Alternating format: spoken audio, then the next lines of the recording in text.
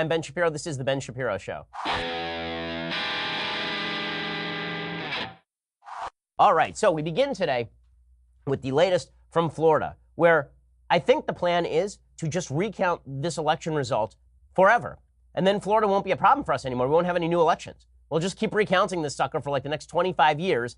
And by that point, all the candidates may have died. And it won't matter because the recount will continue out. And Florida will just be taken off the board as an actual electoral entity in the United States. The current status is that Florida has now ordered the first ever statewide hand recount as the legal fights continue, according to the Tampa Bay Times. Now, let's be straight about this. Ron DeSantis will be the governor of Florida. Rick Scott will be the senator from Florida. The margins are too big to be made up in a recount. Typically, the only time a recount has been reversed in a statewide race is when the margins are less than 500 votes. In this particular case, Rick Scott is up by several thousand votes, and the same thing is true for Ron DeSantis. That is not stopping Democrats, however, from claiming that the election has been stolen from them. So you remember just a couple of days ago, we were hearing about President Trump, that guy undermining electoral integrity.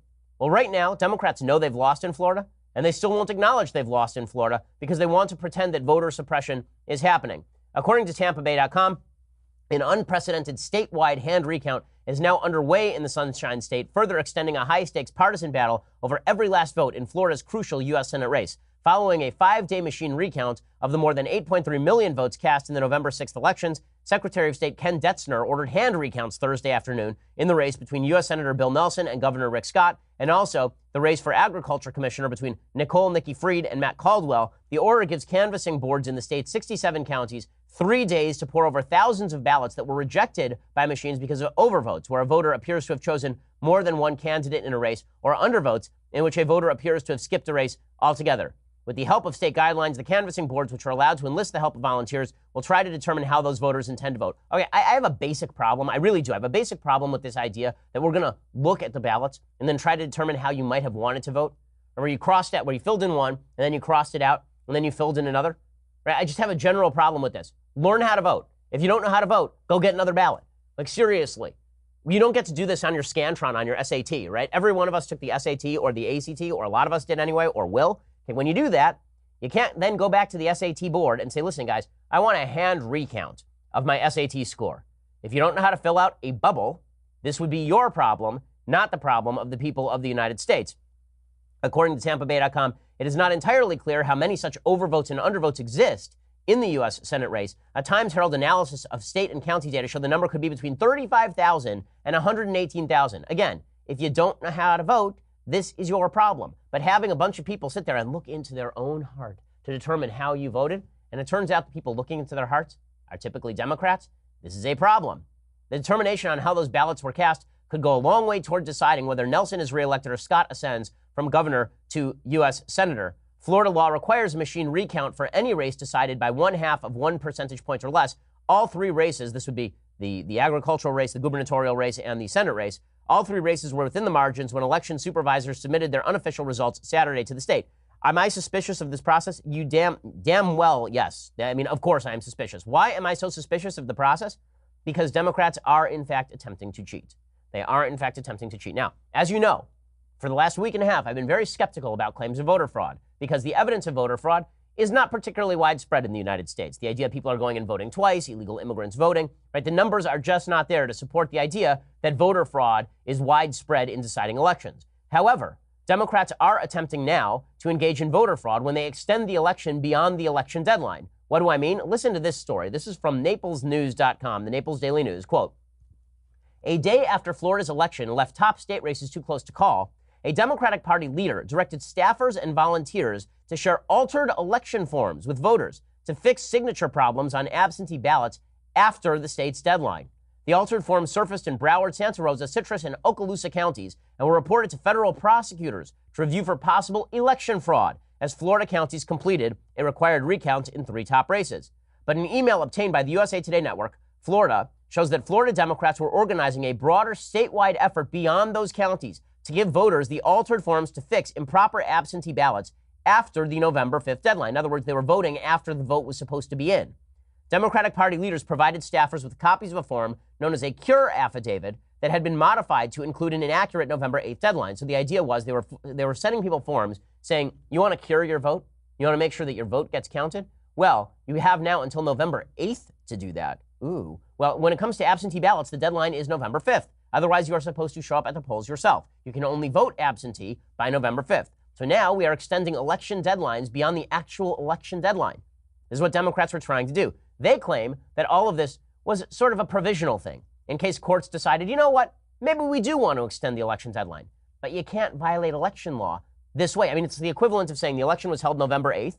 Now we're going to send out forms saying, if you really wanted to vote November 10th, that's cool. You can do that. And we're just going to send that out there and put out an affidavit that says that you voted November 8th when you really voted November 10th. We're going to put that out there, and maybe courts will say it's okay.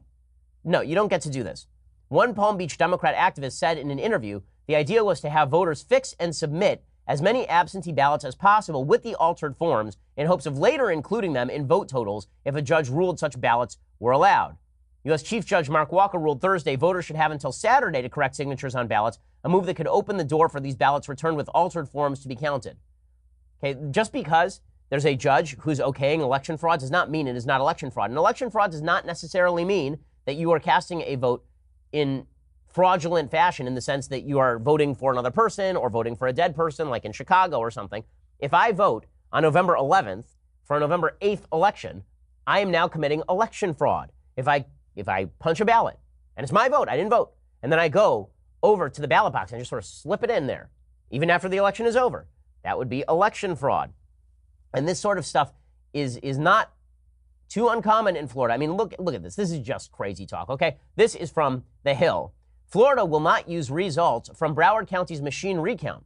Why? Remember, we just said a few minutes ago that Broward County had a mandatory machine recount under state election law. And after that happened, they went to a hand recount. Why won't Florida use results from Broward County's machine recount? Because the office submitted its results 2 minutes past the 3 p.m. deadline on Thursday.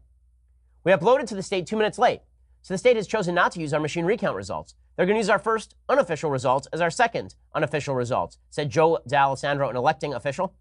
Well, why did that happen? Because there was a difference in the vote counts. What happened when they machine recounted?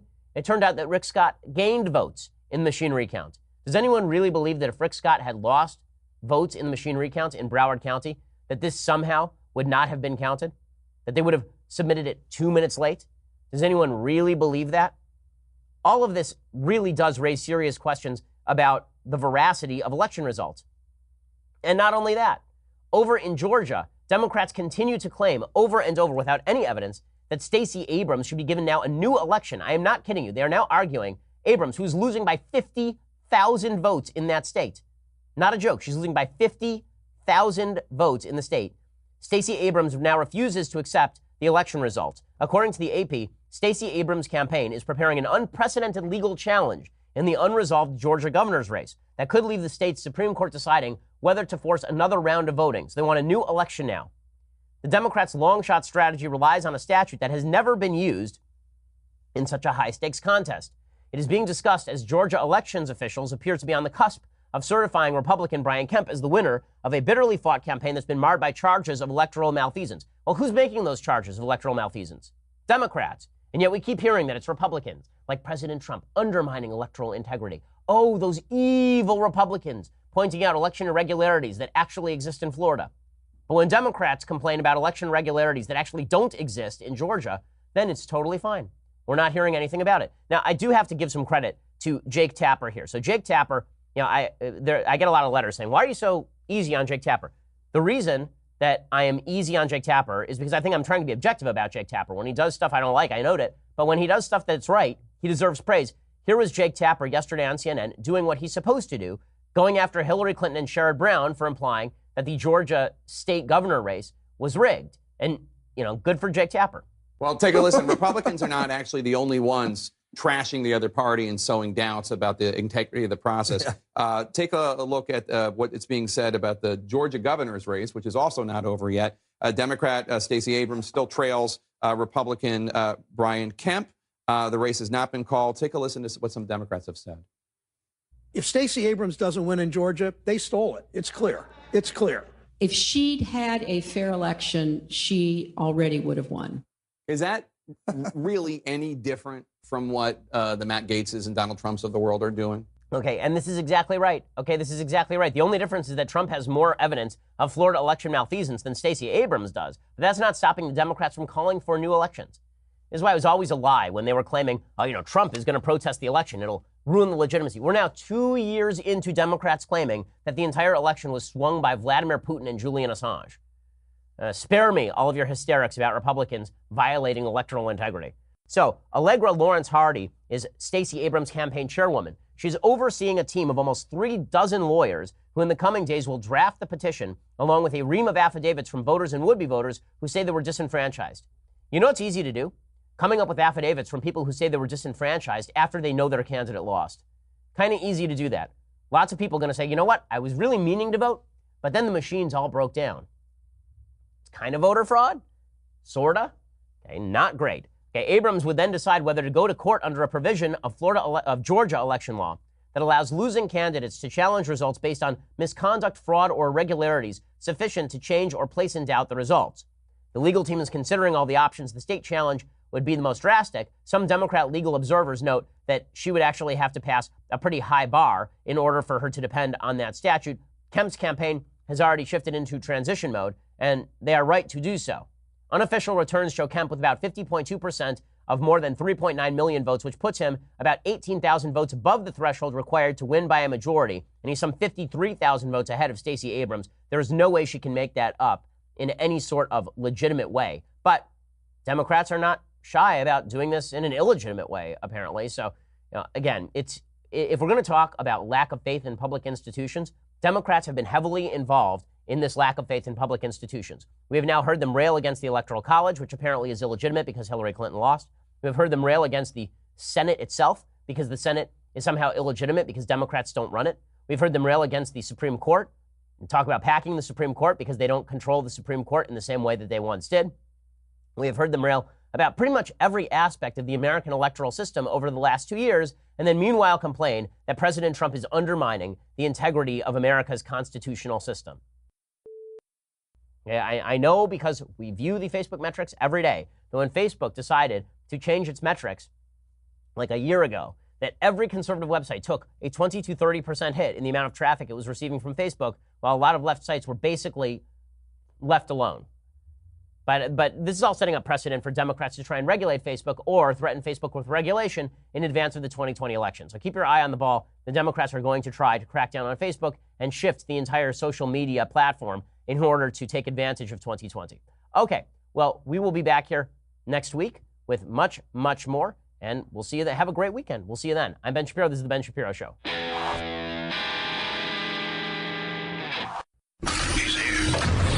He's here. Now, broadcasting from the underground command post, deep in the bowels of a hidden bunker, somewhere under the brick and steel of a nondescript building, we've once again made contact with our leader, Mark Levin. All right, welcome to the Mark Levin Show. Dan Bongino filling in for the great one. All right, folks, a lot going on down here in Florida where I live, and I want to fill you in on what's really going on. So don't miss this opening portion of the show, because a lot of the information you're getting out there, especially the stuff from the libs in the media, is just smoke grenades. It's all a distraction. It's meant to discombobulate you and distract you from what the Democrats are really doing. Let me read you in on what's going on down here in Florida. Now, I don't want you to take this the wrong way, because every time I fill in, Mark has a pretty big audience, as you can imagine. If people take things the wrong way, I get emails for like 10 days about the show. Here's what I am not going to suggest by doing this. I am not suggesting that we should not pay attention to the Rick Scott Senate race or the Ron DeSantis governor race and the recount and the shenanigans and the missed deadlines. I am not suggesting that at all, because when I talk about this, people say, what are you saying? We should ignore that? I'm not. We should definitely keep our eyes on the prize. I'm simply saying to you that I sincerely doubt the Democrats are going to be able to magically make appear enough votes at this point for either of those races to be overturned. Matter of fact, Rick Scott in what's now the recount, and it is going to be a manual recount, it appears. Rick Scott just added votes. So as I tweeted before, Bill Nelson has now lost the U.S. Senate race in Florida twice, which is pretty amazing. Mr. Producer, that's incredible. Like in the hey, listen, I've lost races. It's tough, but I've never lost the same race twice. That's impressive. Right? I mean, Bill Nelson, guy's been in office he lost the same Senate race now twice. After the manual recount, he's going to have lost it 3 times. So I'm not saying don't pay attention to those.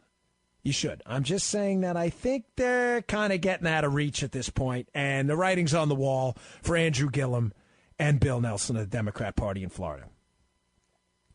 But, folks, there was a race in Florida, a statewide race, that may have been fleeced from right under your nose. And almost nobody outside of, I think, my show and Fox and Friends that I saw is talking about it at all. And you may say, when I mention the race, what does that have to do with anything? Oh, no. This is a very, very important race for a very important reason. And the Democrats are testing what they can get away with down ballot by big distractions up at the top. There's another race in Florida for agriculture commissioner. It's a statewide race. It was Matt Caldwell, the Republican, a strong Second Amendment advocate. Don't forget that part. Against Nikki Fried, the Democrat, a big anti-Second Amendment Democrat who ran statewide. Matt Caldwell went to sleep on election night up 40,000 votes. What happened? He woke up the next day and just like that, lickety-split, he was down 5,000. 77,000 magic ballots appeared. Magic ballots, like those kids' toys? Like what? Lucky Charms? Is it Lucky Charms? Was that the magically delicious ones? They just appeared. No one seems to know where they came from. Were they valid? Were they invalid? Were they in by the deadline? Did they make it after the deadline? Because what's the point of the deadline then? So why we're all paying attention to the top of the ballot, as we should. Don't send me nasty grams, please. If you want to, it's okay. My website has my email. You can send me nasty grams. Please don't.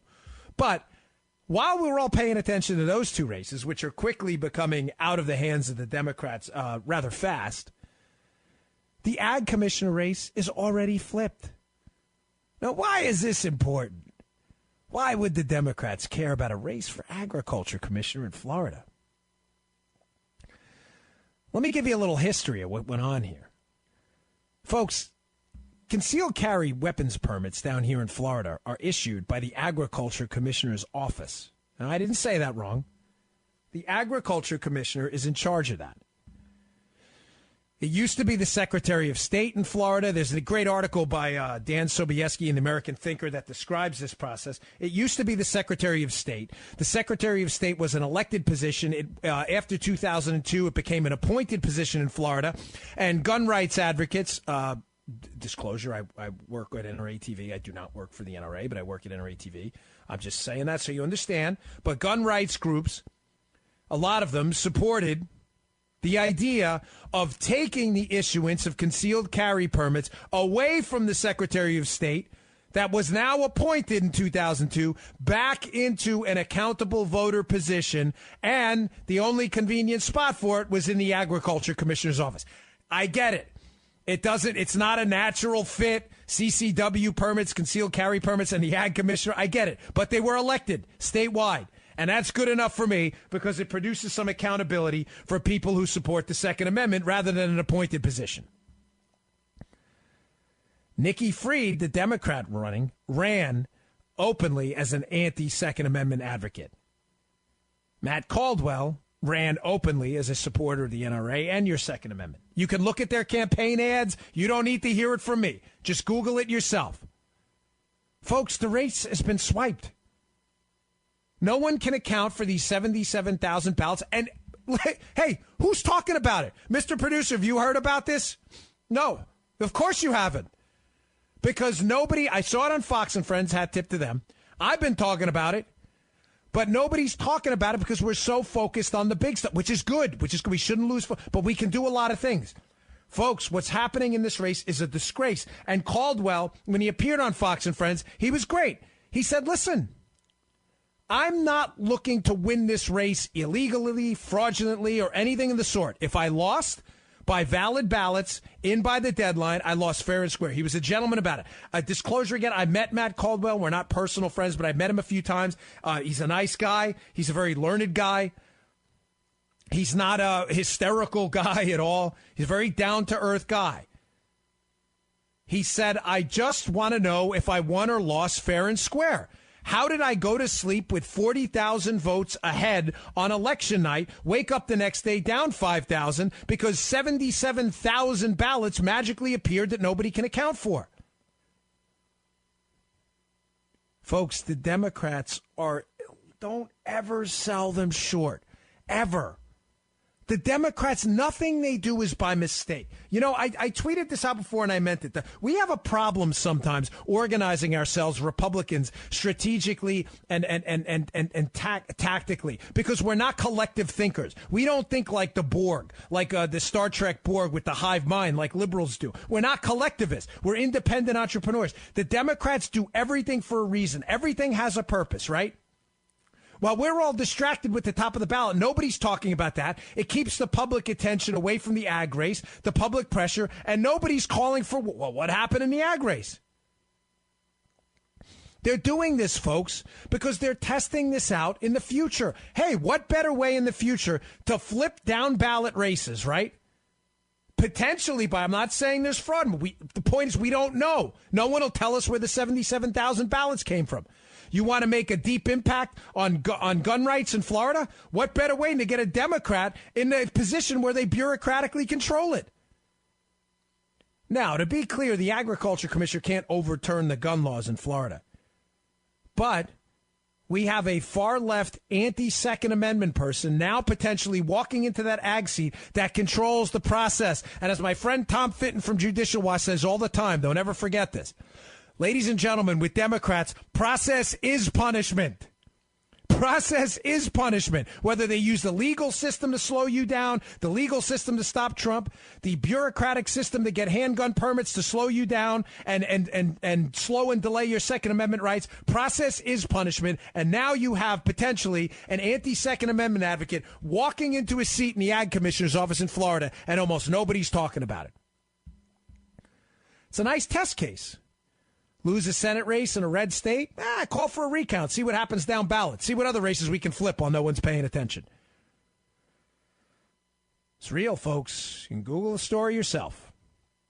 When we find out where the 77,000 magic ballots come from, I'm happy to update you, Twitter, anywhere else. All right, I got to take a break, but I got more.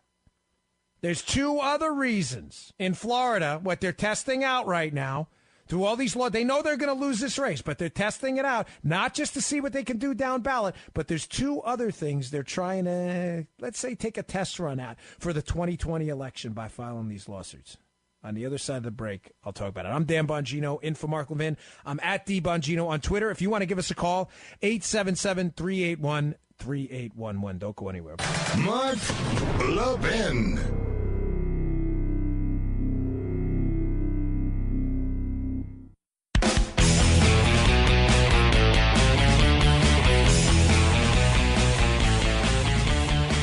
Welcome back. Dan Bongino at the Bongino on Twitter. In for Mark. I was talking about the debacle here in Florida. I mean, this is like an intergalactic embarrassment. I live down here. You know what? It's not all about Florida, though, folks. It's not. It's about these two counties. I want to be clear on that. This state, I'm not just saying it because I live down here, right? It is a very, very well-run state. The roads are nice. You want to get a CCW permit. If you listen to the last block, it's relatively easy. When I moved down to Martin County, one of the things I was really impressed about, I had moved from Maryland, where if you went to the DMV, you had to bring a tent, some MREs, and a water purifier so you'd have enough water for the days you'd be sitting there. Maybe if it rained, you could purify the puddles or something like that. But it was rough. So I moved down to Florida, true story, and I tell my wife, hey, I got to go to the Martin County DMV to get my driver's license. I'll be back in like 3-4 hours, figuring it would take that long. I was back home in like 45 minutes. The place is really well run. It's these two counties. Florida has 67 counties. It is Broward and Palm Beach that cannot get their act together. I get their acts together. I cannot say this enough. I hate reusing lines over and over from Fox and my show and this and filling in here, but this is true. The state election officials, the supervisors of elections in Broward and Palm Beach counties, Brenda Snipes and Susan Booker, they had one job to count the votes. That's the only job you had. My job tonight, right, Mr. Producer, was to show up on time. I even showed up early. We connected at 4:30, right? Show up on time. Mr. Producer shows up. He produces, makes sure the show goes nice. That's our job. If I don't show up, Mark's not going to invite me back. Why? Because I had one job. Show up and talk on the radio. That's your job. Susan Booker and Brenda Snipes had one job. You are the supervisor of elections. Count the votes. And then Brenda Snipes appears on CNN last night, and in one of the most bizarre interviews I've ever heard, she tells Chris Cuomo, things ran smoothly down here. Smooth like sandpaper? What are you talking about? Is it smooth like rough eczema with no skin lotion on it? What are you talking about? They ran smooth. You missed the deadlines. You mixed provisional ballots that were invalid with valid ballots. What are you talking about? I had eczema when I was a kid. That's why I thought of that. It's probably a horrible image, but I did. I used to itch. It was the worst thing ever. Your skin is so rough. It's horrible. It was not smooth. What are you talking about? You had one job. Count the votes. One job. This would never fly in the private sector. They blew it. And now the Democrats are piling on with the lawsuits. So I didn't forget the two other things that they're feeling out right now, too. There are lawsuits over signatures now, saying, well, if the signatures don't match, are you really a handwriting expert? How do you know? Ladies and gentlemen, listen, if the signatures are even anywhere close, if you've ever served in an election capacity or run for office like I did, you know how it works. They're generally accepted. When they say signatures don't match, it's like you have a guy named John Smith and there's like a paw print on it instead. They're not talking about professional handwriting analysis like the arc in the D in the Dan for the Bongino doesn't match the angle in which he signed it on his confirmation card. That's not what they're talking about. They're talking about signatures that aren't even close. So the Democrats are suing, saying, hey, whatever, close enough. You're not really a handwriting expert. Why? Because just like I told you before the break with the down ballot races, they're testing what they can do down ballot by keeping the attention up at the top with all these lawsuits. They're also testing how much they can get away with on the signature side as well. The guy's name's Johnny Bag of Donuts. The dude signs Joey Bag of Donuts. Like, hey, it's close enough. He forgot his name was Johnny. What the hell happens all the time? Dan, sometimes I mistakenly tell people my name is Don. Do you really? No, I don't. I'm just trying to think of this through the liberal mindset. They're trying to get away with and push the signature envelope as far as they can go before the 2020 election. There's another lawsuit out there. Squeeze this in before the break. About deadlines. Now it's like, well, even though early voting in Florida is like 700 days long, you start voting in Florida like right after the presidential election. Of course, I'm kidding. But there's a significant window for mail voting and early voting in Florida. A lot. It's long. Now the Democrats are pushing the deadlines. Oh, man, so what? They didn't get it in by the official deadline time. No big deal. Those deadlines are arbitrary. No, they're not. I didn't know, Republicans can only vote on Election Day and Democrats can vote until the Democrat wins. I was totally unaware of that. Is that an Election Day law somewhere? I mean, I said on Twitter the other day, is Democrat voting over yet? Apparently not, because the deadlines don't even matter. What a scam. They're pushing the envelope for 2020. Mark my words. All right, folks, I'm Dan Bongino, in for Mark Levin, 877-381-3811 if you want to call and join the show. Be right back. There are election fraud incidents going on, by the way, in Florida, or evidence of it. This is infuriating me because people who don't understand what's going on down here, too, the talking head class, you may say, well, you do the talking head stuff, too. Yeah, but I don't make stuff up. They're going on the air saying there's no evidence at all of voter fraud in Florida. No, there is evidence. You may not like the evidence. You may be a liberal and you may ignore evidence. You may have been vaccinated against facts and data early in your life, because that's what liberals do. They get the facts vaccine early. They just don't penetrate like facts penetrate into normal people's brains, right? So he says, no evidence at all. Oh, really? Because if you read even like left-leaning outlets like Politico yesterday, you'd find out that in Florida, in multiple counties, Florida Democrat officials were alleged to have been sending out these cure affidavits for ballots with the wrong date. No, there's no evidence. There's nothing's going. There's no evidence. People say that all the time. I do a lot of cable news stuff, and liberals love to say that because they don't understand what the word evidence actually means. There is evidence. There's a recorded phone call, apparently, that surfaced of a Florida Democrat official telling people that their ballots, their cure affidavits, their ballots can be fixed on a date they can't be fixed by. Let me walk you through this quick, because this is important. Because, again, 2020 is right around the corner. Believe me, liberals don't rest for a minute. They say, we're still working on 2018. Yes, we are, but we have to multitask. They're already on to 2020 in many states. If you send a ballot by mail, right, and it has a mistake on it, whatever it is, there are these things, and it's perfectly legal, I want to emphasize this, for political parties, Republican, Democrat, whatever they may be, to send these kind of cure affidavit things to people's, and they call them and say, hey, by this date, you can cure, air quotes, fix your ballot. There's a mistake on it. Now, the date they had to be cured by or fixed was 5 p.m. the day before Election Day, 5 p.m. on Monday. That's the date. That's the law. It's not open to Dan Bongino's interpretation. That's just the law. There are very serious allegations that in multiple counties, the Florida Democrat Party was changing that date to November 8th. November 8th is not the 5th. November 8th is after Election Day. That is not legal. It is not legal to change that document. You can send them out. You cannot change the dates. You cannot lie to people and tell them they can change ballots by a certain date when they can't. Ladies and gentlemen, that is called evidence. There's no evidence of fraud, man. Yeah, because you don't read. That's why, if you're a liberal. Open a newspaper or, get on your iPhone once in a while and Google Florida election 2018. There's also evidence in Broward County where Brenda Snipes, who thinks she did everything smoothly and by the book, there's also significant evidence that Brenda Snipes had some serious issues with potential, I'm not going to say fraud with this, but at a minimum, electoral malfeasance.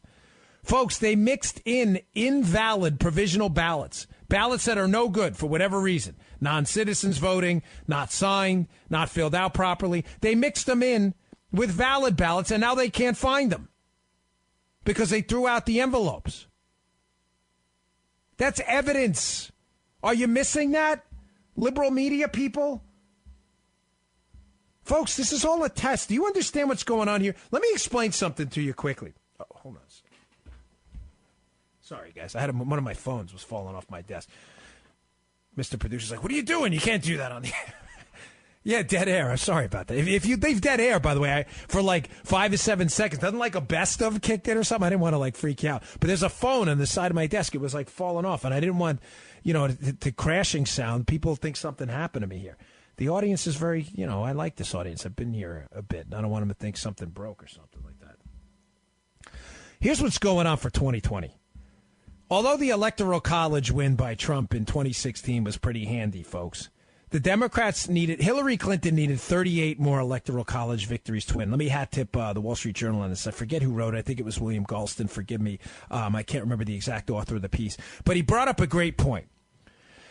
Hillary Clinton got 232 electoral votes. She needs 38 more. She needed 30. Well, she runs again. She'll need. They need 38 more, the Democrats, to pull this off in 2020. Folks, the 2018 election was not great for us. In some of the states out there where Democrats cleaned up pretty well, cleaned up and won, if they win those states in 2020, we're going to lose. Now, I'm not a negative guy. I'm not Debbie Downer here. I'm just telling you, stay frosty. They need 38 more. There are enough electoral votes in Pennsylvania. I think they have 20. Michigan has 16. And Wisconsin, I believe, has 10, There are enough electoral votes in those 3 states where the Democrats did very, very well at the top of the ballot in 2018, where if they take those states back, we will lose. That is why this electoral malfeasance going on now and all these lawsuits. Oh, lawsuits about deadlines. Deadlines don't matter. Let's sue. Signatures. Oh, they don't matter either. Down ballot races. Oh, nobody will pay attention to them. Let's just sue everywhere. The Democrats don't do anything by mistake. They are natural collectivists. That's why they're socialists, a lot of them. A lot of them are collectivist liberals. Not all Democrats. I mean, there's some moderates left who are voters. Not very moderate Democrats up on the Hill left. But most of them are collectivists. They think with like a collective mindset. They do everything tactically. They work as a functional unit. They are filing these lawsuits for a reason. This is the perfect test ground for 2020. If these states, Michigan, Wisconsin, and Pennsylvania, which I believe in 2020 we stand a good chance of winning. Again, I don't want to be Debbie Downer on this. I'm not trying to do that. I'm just suggesting to you that if we win, it's going to be close, folks. Remember, Pennsylvania wasn't called to 2 in the morning in the 2016 presidential? We hadn't won Pennsylvania, what was it, since George H.W. Bush? They called it fool's gold because Republicans would pour money into Pennsylvania thinking they could win it and they'd always lose. Well, Trump won it. Those states are going to be tight. And if they're decided by 0.5 percentage point, a percentage point, or 1/4 percentage point or less, and they can get signatures thrown out for us and get their signatures accepted, get deadlines thrown out, folks, we're going to be in a lot of trouble. They're not doing this by mistake. I don't believe they really think they have a shot at the Florida Senate or gubernatorial race. I don't believe that. They'll fight for it, and believe me, they'll take it if they can get it. That's why I said stay frosty. But I believe they're filing a lot of these lawsuits because they're doing some test run to see how far they can stretch election laws with liberal judges before the 2020 election. Florida's always a sliver. President Trump won Florida by only 1 percentage point. Folks, I'm down here. I ran down here. I've only been down here 3.5 years now. I'm not a native Floridian. I don't want to be hyperbolic or dramatic, but I'm pretty familiar with the politics. Florida's always won by a hair. Always. Rick Scott, and by the way, hat tip to Rick Scott, who won the governor's race twice by a hair in the Senate race. He never loses. But, you win by a nickel, you win by $1, you still win. They're testing this stuff out now. Mark my words. We have to stay frosty. And we have to stay on top of this, and we should be drawing a lot of attention to what happened in the agriculture commissioner race in Florida so they do not try to pull this nonsense again. 77,000 magic votes. I have a lot to talk about today. I'm going to get to some more on the other side of the break, folks. There's a tax story out. I have some more on the Spygate stuff. But I just want to wrap this up and tell you this. They had one job. You're the supervisor of elections. You had one job. It was to count the legal votes. They could not do it. The action item going forward is we have to be prepared right now in Florida. We have to be prepared in Pennsylvania, prepared in Wisconsin, and prepared in Michigan for 2020, ready to rock and roll. We have to have legal teams already set up. The Republican Party, the infrastructure has to be ready to go. If they succeed in moving these deadlines and moving these signature requirements, you can expect it to happen in your state too. Now, I applaud a lot of the Florida folks down here on the Republican side who were on this quickly. And thankfully, unlike 2000 with the Bush v. Gore recount, we're kind of hip to their scams now. And we have media outlets that can bring attention to it. Well, one more thing on that, by the way. Remember with the Bush-Gore recount, Gore was never ahead in that. Not that it's relevant to this, but a lot of people are confused about that, too. There are still liberals to this day that insist, like Gore was never ahead. Gore was never ahead on any counting of the ballot, ever. Ever, at any point. Remember, it's not about counting all votes. That's a liberal talking point. That sounds nice. We have to count all votes. No, we don't. We have to count all legal votes. We don't have to count all votes.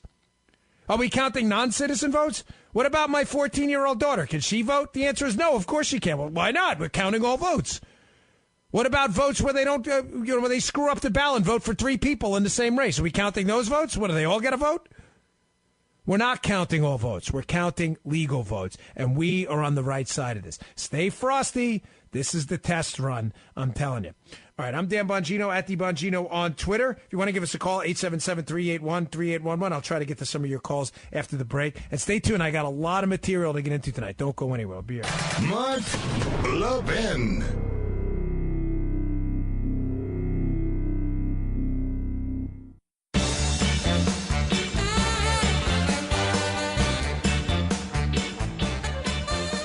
Welcome back to the Mark Levin Show. Dan Bongino, at the Bongino on Twitter. In for Mark. If you want to give us a call, 877-381-3811. I do like to take a call in the first hour. So I've been talking about this Florida recount. Rick Scott Governor Scott is now openly accusing, I'm seeing this on Fox now, Brenda Snipes, the election official in Broward County, of intentionally being late, which to me seems obvious. She either can't do the job or was late on the election returns. There's no option C there.